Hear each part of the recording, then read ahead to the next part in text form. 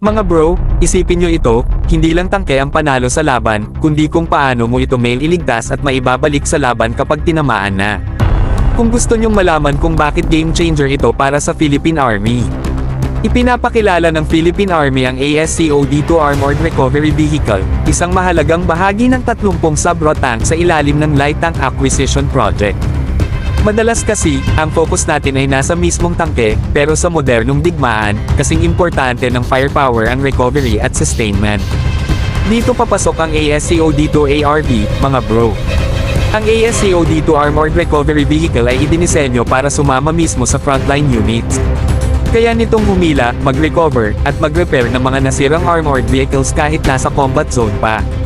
Ibig sabihin, hindi mo na kailangang iwan ang isang sirang Sabro tank sa gitna ng bakbakan. May kakayahan ng Army na ibalik ito sa operasyon ng mas mabilis at mas ligtas. Kasama sa buong package ng proyekto ang isang ARV, isang command vehicle, at ang mismong Sabro tanks. Malinaw dito na hindi lang basta bili ng tangke ang ginawa, kundi isang kompletong system. May command and control, may armored firepower, at may recovery capability. Ito ang klase ng planning na pang-mature na hukbo, mga bro.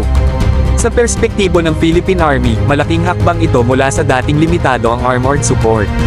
Ngayon, mas handa na tayong magsagawa ng mobile at mechanized operations, lalo na sa mga senaryo na kailangan ng mabilis na galaw at tuloy-tuloy na pressure sa kalaban.